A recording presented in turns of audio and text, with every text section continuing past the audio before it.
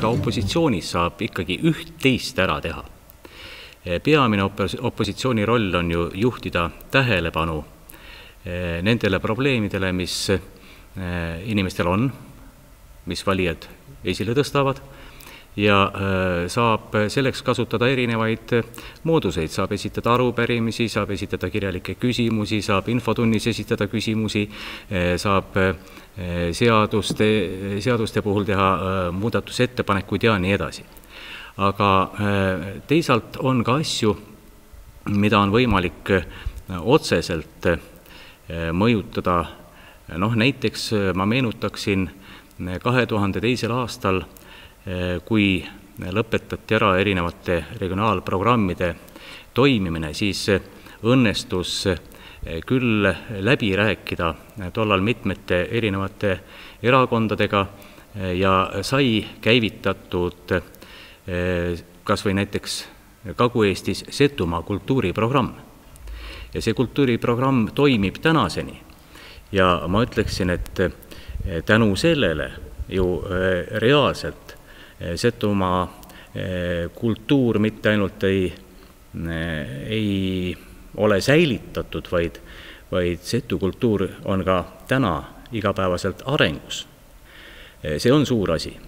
Ja Setu kultuur on jõudnud ÜRO kultuuripärandite nimistusse, on jõudnud UNESCO poolt tunnustatud kultuuripärandite nimistusse. See tähendab, et Setu kultuur ja Setu rahvas ei saa niisama lihtsalt enam hääbuda, sellel on juba ülemaailmne tähelepanu. Ja siin võiks tuua veel näiteid, kus on pöördunud ka üksikisikud ühes või teises küsimuses minu kui Riigikogu liikme poole, ja kõike muidugi ei saa positiivselt lahendada, sest vahel jäävad ka Riigikogu liikme käed lühikeseks. Aga siiski on saanud mõnel puhul kas või näiteks väike teejupp avatud, kui ta on olnud suletud.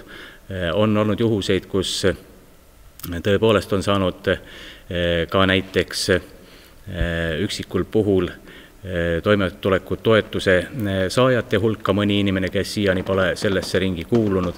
Need erinevaid ka pisiteemasid on tulnud lahendada, aga kõik sõltub ikkagi sellest, kui hea kontakt on valijatega ja kuivõrd nagu jätkub aega ja tahtmist ühe või teise probleemiga lõpule minna.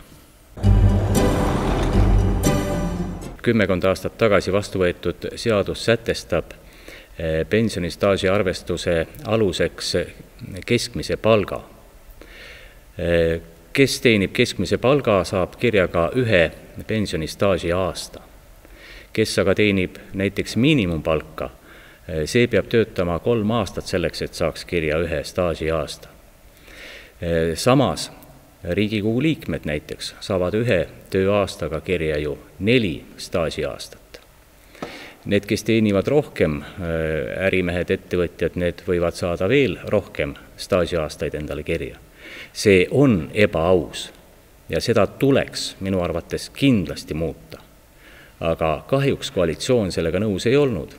Ja vaat see on küll asi, mis jääb hinge peale minule seetõttu, et me ei suutnud leida siin kokkulepet, ei suutnud midagi ära teha.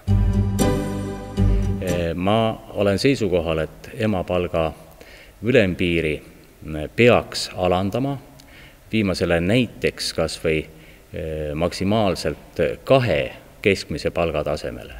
Aga teisalt tuleks ka alampiiri tõsta, nii et emapalga alampiir ei oleks mitte miinimumpalk, vaid oleks näiteks keskmine palk. Siis ma usun, et oleks meil palju rohkem rõõmsamaid peresid.